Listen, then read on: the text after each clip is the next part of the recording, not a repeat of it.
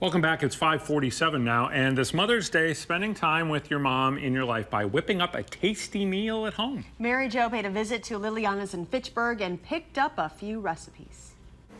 Hi, good morning. Okay, so today we are learning some easy to do recipes just in time for Mother's Day. You could do it with her or the family, a lot of fun things. So with me this morning is Chef Dave Heidi at Lilliana's, as well as daughter Lily. Thank you guys for being here. Of course, thanks for having us out. Of course, happy early Mother's Day. Of course. So we are making crepes. Today we are making crepes. So it's a super simple recipe. We were looking for something fun to do that both your kids and you can do together as kind of a fun thing for Mother's Day. So here we have 3/4 of a cup of milk. There we go. And then we have half a cup of water. And then 2 eggs, Lilliana. Ooh, there we go. Squashy. We got 1 cup of flour. So how many is this going to serve? This makes about, well, it depends on how thin they are, but about like 8 to 10 crepes. And then last but not least is salt. And there's no exact measurement for salt. It's just, you know, To taste. a little bit. And then we've got about 3 tablespoons of melted butter that we're going to put into.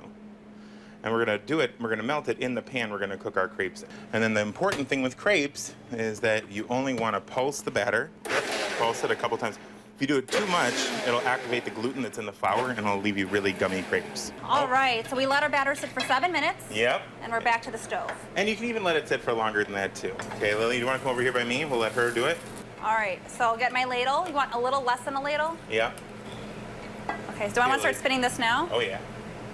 Okay, here we go. And the nice thing about kind of keep on pouring the ladle, if you see a spot that isn't getting covered very well, you can kind of change that. Perfect. Do you really mean perfect? I mean Okay. perfect dish. All right. So as soon as it's dry on top, you kind of want to go carefully on the edge and then a quick little kind of thrust. Thrust in the middle? Yep. And then flip. Nice. Yes! High five. High five! All right, we're making crepes. And then we can put it right on here. And we can just shake it off. Shake it off. All right, Chef Dave and Chef Lily, thank you so much for having us. Of course, you did an awesome job. Oh, thank you so much. Thank you, Chef Lily. All right, we're making crepes on the morning show here at Adam and Charlotte's. Again, we're here at Lilliana's in town. We'll send it back to you, though, for now. Good job, Mary Jo. Thank you. Now, closer to 6:15, she's going to show us how to make some fancy garnish. Impressive for Mary Jo, right? Yes, for anyone. All right, once the crepes are done, there's nothing like a nice garnish to dress it up. Absolutely. I was just thinking that. Mary Jo went over to Lilliana's in Fitchburg to show us how. Hi, good morning. Okay, so we're back here at Lilliana's, and with me this morning is Chef Dave Heidi and his beautiful daughter, Lily. Good morning to you guys again. Good morning again. Okay, so we're gonna cut up these tomatoes into a really pretty rosette. If you can take a look here, that's what it's supposed to look like. So we're gonna try and do that and make that for Mom this Mother's Day. So what you're gonna do is you're gonna start out with the tomato, and on the top part of the tomato, you're just gonna, and when you're cutting, you just wanna kind of move the knife and then turn your fruit or your vegetable, whatever you wanna call a tomato. And then as we turn it, we're gonna kind of have it on the side. And all we're really doing is we're cutting a flat base, and then we're going to peel the tomato. And you know what? The great thing about this garnish is as long as you don't cut through the peel, you can have some varying thickness to the peel, and it still looks awfully pretty. So it doesn't have to be perfect. It does not have to be perfect. It's kind of forgiving.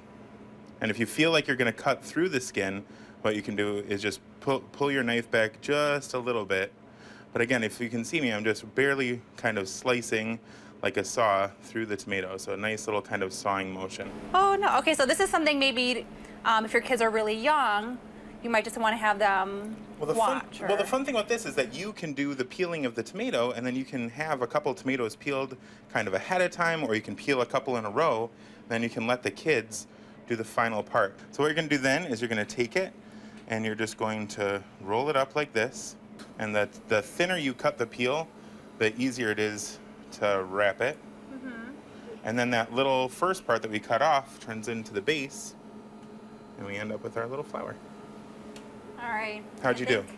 I think I'm having issues. Uh-oh. And you can kind of put them into each other, you know. Oh, you saved it. Yay.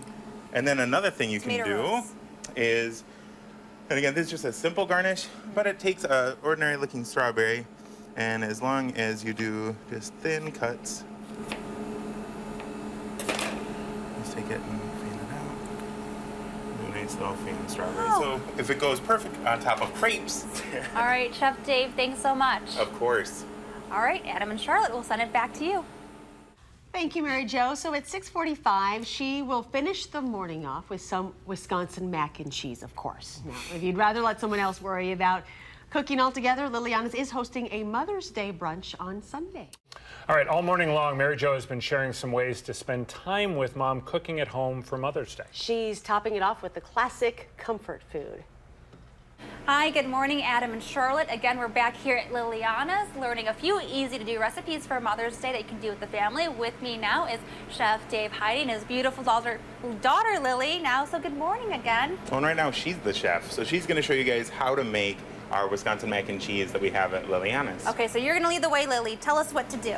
So first we're gonna turn on the heat for your pan, and after a couple seconds you're gonna put in the water. It's about a half a cup of water, right? And this is only if you have pre-cooked pasta. Okay, and then what are you putting next, Lily? Next you're gonna put in the shell noodles. Ooh. And this is orecchiette pasta, which means little ear in Italian. So as soon as it bubbles, you're gonna add in the cream. Ooh, You mind if I help you stir it? And then you're gonna stir up all three of the ingredients. And then what? Shake it up. Shake it up. We need some cooking music. Blend equal parts of Hook's 3-year cheddar, Car Valley Menage, and then we also use a little bit of Fontina to give it that melty, gooey quality. So how long do you wait until you put something else? And then do you wait until it's bubbling You like wait that? until it bubbles, and then you're gonna add in your cheese. Oh, you got it? Mm-hmm. Cool. And mix.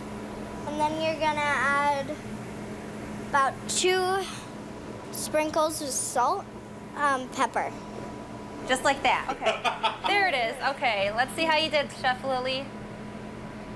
I should blow on it first, right? Make sure she blows on it first. Whoops, there goes my cheese. Mmm, that was good. Nice job.